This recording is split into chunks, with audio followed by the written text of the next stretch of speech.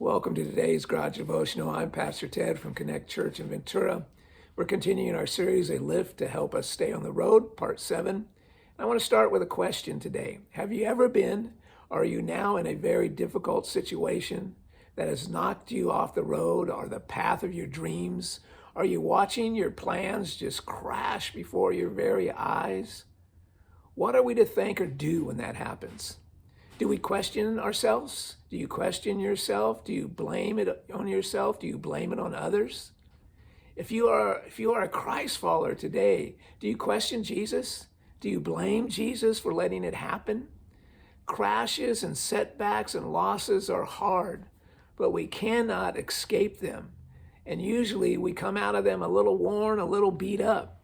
But how can we come out of these not only better, but come out thriving, come out getting back on the road and doing what Jesus wants us to do? There's a few passages I want to look at out of Romans 8. And the first one is Romans 8:31. What then shall we say to these things? If God is for us, who can be against us? Think about that. If God is for us, who can be against us? And the answer is that no one can. No one can stand against us. We need to remember and focus on the promise that Jesus is for us. Jesus champions your life. He is in your corner, or you may say it this way, he is your mechanic who tunes you up, fixes you up, takes the broken parts and replaces them in us and makes us better than we ever were. We need to stand firm on the understanding that Jesus is for us. And if he is for us, we will not be overcome. And he is for us. This verse strongly is connected to several other verses that come from this verse. I want us to look at some of these other verses. Romans 8:26. Likewise, the Spirit helps us in our weaknesses, for we do not know what to pray for as we ought. But the Spirit himself intercedes for us with groanings and deep words. It says here that we have a partner who's the Holy Spirit, who stands with us and leads us in how to pray and how to navigate this. Every car has a manual that shows us how to keep our cars in good shape. As Christ followers, we have a manual, which is the Bible. Today, we are checking on how to handle our lives when they are running rough. We're looking to the manual and we're finding that there is hope here, that Jesus will, the Holy Spirit will intercede for us, and he will help us get through that struggle, get through that pain, that crash, whatever it might be. We are reminded in this verse that there's a helper who's the Holy Spirit that will not only help us find the problem, but will show us how to work through our situation, and he will stand with us the whole time.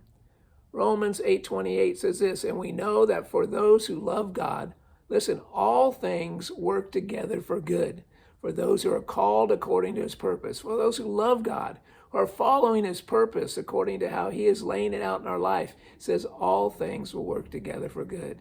We see in the manual that those who know and love Jesus, even the negative situations in our lives, the losses, the heartaches, and everything else will work out in a way to be good, or to benefit us, or to strengthen us, or to help us and help others. This happens when we not only love Jesus, but also are living in close relationship with him and following his manual, which is, again, is the Bible, and following it for our lives and seeing how that will produce right living in us. And you and I, if we crash in a ditch tomorrow, or we crash in a road and our life begins to see a crash going on, what do? Call on Jesus, trust in him, and he will lead us, he will lift us out of those problems, and he will bring good out of every situation right then and there. We could trust him. I want to encourage you in that today. Trust him. Well, today we're going to end with the car of the week, and today we're looking at the most popular muscle cars and their ratings. So the most popular one of the muscle cars was a 1964 GTO. The Pontiac GTO was widely acknowledged as a car that really kicked off the 1960s muscle car era. It was initially offered as an optional package for mid-sized Pontiacs, but they changed it and they added some stuff to that car, and they began to build them out. The top spec GTO package included what we call tri-power, or 3 carburetors, giving the car 348 horsepower with a 4-speed manual. Boy, it was a great car. Let me show you what this car looks like, because it is a beautiful, beautiful car. It cost back in the day $4,500. But there you are, the Pontiac GTO 1967 model was the most popular and one of the voted the most popular muscle car. Well, that's it for today. We'll see you next week.